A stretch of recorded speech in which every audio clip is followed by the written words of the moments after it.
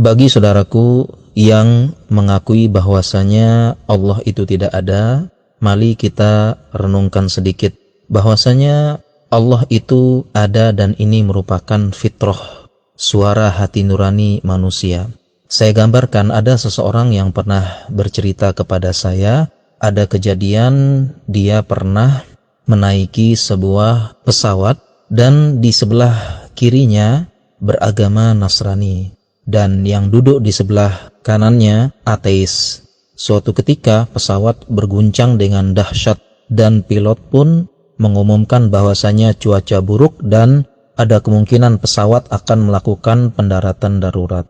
Dan orang ini tentu saja yang beragama Islam berdoa ikhlas kepada Allah, dan dia melihat temannya di sebelahnya yang beragama Nasrani pun berdoa, dan dia melihat teman yang sebelahnya lagi yang ateis hanya bisa pasrah. Dan keduanya karena ada tempat bersandar yang paling akhir yaitu Rob Allah, teman kita ini merasa tenang, ada harapan terakhir. Kemudian alhamdulillah setelah sekian lama pesawat kembali tenang dan cuaca kembali baik. Akhirnya yang ateis ini mengatakan, saya melihat kalian berdoa dan kalian bisa merasa tenang sedikit.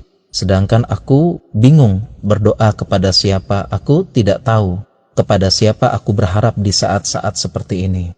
Nah, renungkanlah kisah ini bahwasanya fitrah kita manusia, kita butuh kepada Rob, penguasa semesta alam, yang dimana ada saat-saat tertentu manusia tidak kuasa, manusia tidak bisa saling mengandalkan, dan kita perlu yang maha kuasa. Ini adalah fitrah. Sebagaimana ketika gempa, tanah bergoyang, gempa yang dahsyat, saat itu siapapun akan butuh kepada yang maha kuasa. Kita lihat saat itu ketika tanah bergoyang, gempa, siapapun saat itu yang tidak pernah mengenal Allah, mungkin sangat jarang sholat, tiba-tiba langsung astagfirullah, subhanallah, ya Allah. Kembali fitrahnya kepada yang maha kuasa di saat manusia tidak berdaya dan manusia tidak bisa saling mengandalkan. Dan masih banyak dalil-dalil yang lainnya sebagaimana yang sering saya tegaskan. Misalnya pertanyaan, siapakah yang menciptakan Allah pencipta? Jelas ini pertanyaan yang tidak tepat atau pertanyaannya salah. Sebagaimana pertanyaan, kapan ayahmu melahirkan? Tentu ini pertanyaannya salah karena tidak ada ayah yang melahirkan. Demikian juga pertanyaan, siapa yang menciptakan pencipta? Ini pertanyaannya salah dan tidak ada jawabannya karena yang namanya pencipta itu menciptakan, tidak diciptakan. Dan logika membenarkan harus ada yang menciptakan dan dia tidak diciptakan karena pertanyaannya akan berakhir terus, tidak ada ujungnya. Siapa yang menciptakan ini? Oh, siapa yang menciptakan ini? Siapa yang menciptakan ini? Dan demikian juga di alam semesta ini, apakah semuanya kebetulan?